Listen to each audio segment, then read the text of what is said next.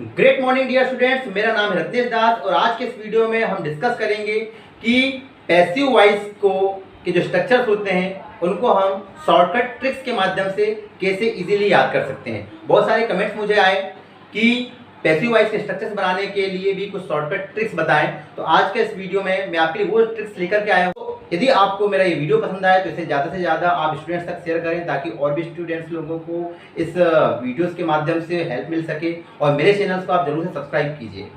तो शुरुआत करते हैं कि टेंसेस को यदि आपको सबसे पहले आपको पैसिव वॉइस में याद रखे रखना है कि जितने भी पैसिव वॉइस रहेंगे यदि आपको उनका स्ट्रक्चर बनाना है तो सभी पैसिव वॉइस में शुरू में ऑब्जेक्ट, फिर वर्ब का थर्ड फॉर्म, बाय, सब्जेक्ट, ये बातें कॉमनली सारे के सारे वॉइस में होती है पैसिव वॉइस में।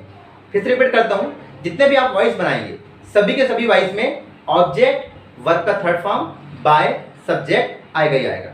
अब बारी आती है कि इनके बीच में और जो हेल्पिंग वर्ब्स आती है उनको हमको कैसे याद करना है। पिछले वीडियो में हमने डिस्कस किया था हेल्पिंग वर्ब के बारे में कि हेल्पिंग वर्ब होती है is, am, are, was, were, had, have, had, shall, will. ये हेल्पिंग वर्ब को हमने वन बाय वन एक के बाद एक इसी क्रम से हमने याद किया था। तो इन हेल्पिंग वर्ब्स को यूज रखना है हमको, और आपको ये बात याद रखे रखना है कि पैसिव वॉइस बिना हेल्पिंग वर्ब्स के नहीं बनेगा। जब पैसिव वॉइस बिना हेल्पिंग वर्ब के नहीं बनेगा तो हमको यहाँ पर हेल्पिंग वर्ब का यूज करना पड़ेगा।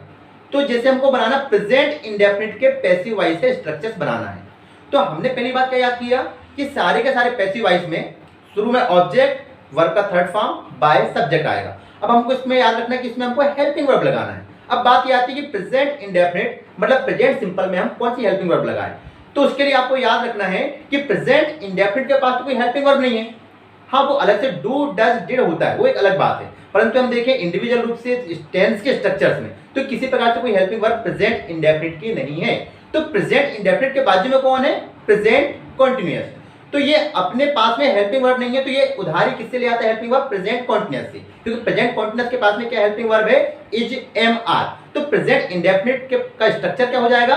Subject plus is, am, are plus verb का third form plus by plus subject. ये हुआ प्रेजेंट इंडेफिनिट के पैसिव वॉइस का स्ट्रक्चर। अब इसके बाद में प्रेजेंट कॉन्टिन्यूअस का पैसिव वॉइस बनाना है। अब प्रेजेंट कॉन्टिन्यूअस के लिए वही कंडीशन, क्या कंडीशन? कि बिना हेल्पिंग वर्ब के पैसिव वॉइस नहीं बनता है। अब ऑलरेडी प्रेजेंट कॉन्टिन्यूअस के पास में हेल्पिंग वर्ब है। क्या हेल्पिंग वर्ब है? Is, am, are. तो इसका स्ट्रक्चर हो जाएगा is, am, are plus being. ये अपने साथ में बीइंग लगा लेगा। क्यों बीइंग लगाएगा? क्योंकि इसने अपनी हेल्पिंग वर्ब प्रेजेंट इंडेफिनिट को दे दिया था। तो जब प्रेजेंट इंडेफिनिट को दे दिया तो इसका कुछ डिफरेंट लगना चाहिए। तो प्रेजेंट इंडेफिनिट और प्रेजेंट कॉन्टिन्यूअस में अंतर क्या दिखेगा? इसलिए इसका स्ट्रक्चर में होता है object, is, am, are, being, verb का थर्ड फॉर्म, बाय, सब्जेक्ट। इसके बाद में फिर प्रेजेंट परफेक्ट का पैसिव वॉइस का स्ट्रक्चर। तो प्रेजेंट परफेक्ट का पैसिव वॉइस के स्ट्रक्चर के लिए सेम कंडीशन। क्या कंडीशन? कि बिना हेल्पिंग वर्ब के इसका भी पैसिव वॉइस का स्ट्रक्चर नहीं बनता है। तो क्या प्रेजेंट परफेक्ट के पास हेल्पिंग वर्ब है? बिल्कुल है। क्या हेल्पिंग वर्ब है? Has, have. तो इसका स्ट्रक्चर हो जाएगा object plus has, have plus साथ में इसमें बीइंग जुड़ जाएगा। अब बीइंग क्यों जुड़ेगा? जिसे हमने देखा था प्रेजेंट कॉन्टिन्यूअस कि प्रेजेंट कॉन्टिन्यूअस की हेल्पिंग वर्ब थी, उसके बाद उसने अपनी एक अलग पहचान के लिए बीइंग जोड़ा था। वैसे ही प्रेजेंट परफेक्ट अपने साथ में क्या जोड़ लेगा? बीइंग। तो इसका स्ट्रक्चर हो जाएगा object, has, have plus being, verb का थर्ड फॉर्म, बाय, सब्जेक्ट। इसके बाद पास्ट इंडेफिनिट। अब पास्ट इंडेफिनिट के लिए वही कंडीशन। क्या कंडीशन? शुरू में ऑब्जेक्ट, वर्ब का थर्ड फॉर्म, बाय, सब्जेक्ट। अब इसमें भी बारी आई कि हेल्पिंग वर्ब की, क्योंकि आपको बताया गया कि बिना हेल्पिंग वर्ब के पैसिव वॉइस नहीं बनता है। तो क्या पास्ट इंडेफिनिट की हेल्पिंग वर्ब होती है क्या? नहीं होती है। तो ये कहां से लेकर के आएगा हेल्पिंग वर्ब? अपने पास्ट इंडेफिनिट के बाजू से। अब पास्ट इंडेफिनिट के बाजू में कौन है? Past continuous. तो पास्ट कॉन्टिन्यूअस की हेल्पिंग वर्ब क्या होती है? वाज, वर। तो ये वहां से जब हेल्पिंग वर्ब लाएगा तो इसका स्ट्रक्चर हो जाएगा object plus was, were plus verb का third form plus by plus subject. इसके बाद में पास्ट कॉन्टिन्यूअस।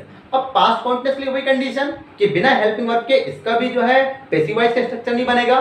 तो इसके पास भी क्या है? ऑलरेडी हेल्पिंग वर्ब वाज, वर है, पर ये भी अपनी एक अलग पहचान के लिए बीइंग लगाएगा। क्यों लगाएगा? क्योंकि इसने अपनी हेल्पिंग वर्ब पास्ट इंडेफिनिट को वाज, वर दिया है।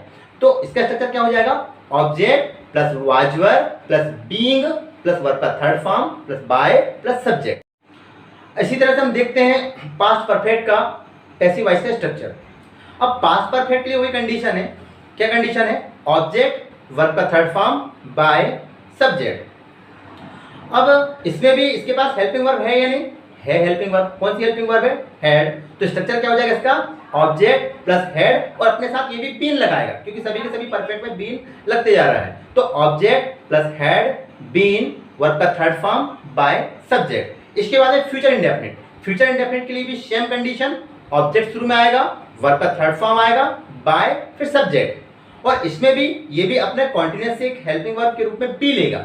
इसके पास already helping verb shall will है, लेकिन हमने पुराना फ्यूचर इंडेफिनिट प्रेजेंट इंडेफिनिट देखे थे, पास्ट इंडेफिनिट देखे थे, उनमें भी क्या किया गया था, उन्होंने कॉन्टिन्यूअस से हेल्पिंग वर्ब लिया था।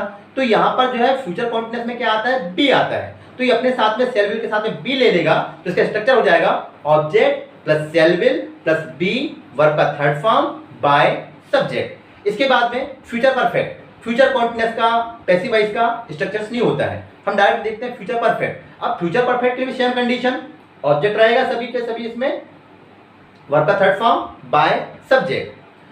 अब इसमें हेल्पिंग वर्ब क्या आ जाएगी? शैल विल हैव ऑलरेडी रहती है हेल्पिंग वर्ब फ्यूचर परफेक्ट की, तो शैल विल हैव के साथ क्या जुड़ जाएगा? बीन जुड़ जाएगा। इसका स्ट्रक्चर हो जाएगा object plus shall will plus have plus been verb का थर्ड फॉर्म बाय सब्जेक्ट। इस तरह से एक बार हम फिर से इसको रिपीटेशन करें तो आपको इसमें जो बात याद रखना है वो याद रखे रखना है कि सारे के सारे पैसिव वॉइस में ऑब्जेक्ट वर्ब का थर्ड फॉर्म बाय सब्जेक्ट आता है। दूसरी बात आपको याद रखे रखना है कि सारे के सारे पैसिव वॉइस में उसी की हेल्प में हेल्पिंग वर्ब आएगी। तो प्रेजेंट इंडेफिनिट के लिए प्रेजेंट कॉन्टिन्यूअस की helping verb is am are जाएगी। प्रेजेंट कॉन्टिन्यूअस के लिए इज एम आर तो है, साथ में बीइंग और जुड़ जाएगा। प्रेजेंट परफेक्ट के लिए हैज हैव हेल्पिंग वर्ब है और उसके साथ में बीइंग और जुड़ जाएगा। पास्ट इंडेफिनिट के लिए उसकी हेल्पिंग वर्ब नहीं है, तो पास्ट कॉन्टिन्यूअस से वाज वेयर लेगा। तो पास्ट इंडेफिनिट की जो स्ट्रक्चर है वो जाएगा object plus was were verb का थर्ड फॉर्म बाय सब्जेक्ट। इसी तरह से पास्ट कॉन्टिन्यूअस के लिए ऑब्जेक्ट प्लस वाज वेयर के बाद में बीइंग जुड़ जाएगा, वर्ब का थर्ड फॉर्म बाय सब्जेक्ट। इसी तरह से पास्ट परफेक्ट के लिए ऑब्जेक्ट हैड, हैड के बाद बीन, वर्ब का third form by subject. Future indefinite के लिए ऑब्जेक्ट प्लस शैल विल के साथ यहाँ जुड़ जाएगा बी और बी के बाद हो जाएगा वर्ब का थर्ड फॉर्म बाय सब्जेक्ट। इसी तरह से फ्यूचर परफेक्ट के लिए object plus shall will have been verb का third form plus by plus subject. इस वीडियो को यदि आप 8 से 10 बार देखें तो मेरा अपना विश्वास है कि इस वीडियो के माध्यम से यदि छोटे छोटे बच्चे भी पैसिव वॉइस को बनाना इजीली सीख सकते हैं तो आप भी सीख सकते हैं। और इस वीडियो को यदि आपको अच्छा लगे तो ज़्यादा से ज़्यादा स्टूडेंट्स को आप शेयर करें और मेरे चैनल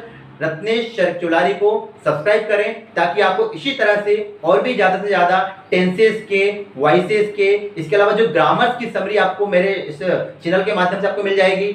स्पोकन इंग्लिश में यदि आपको प्रॉब्लम्स आती हैं तो स्पोकन इंग्लिश के को लर्न करने के लिए भी बहुत सारी समरी है, बहुत सारा ट्रिक्स हैं। उन ट्रिक्स के माध्यम से आप 3 to 4 मंथ में इजी वे पर स्ट्रक्चर्स और बेसिक स्पोकन इंग्लिश और स्पोकन इंग्लिश भी आप सीख सकते हो। Thank you.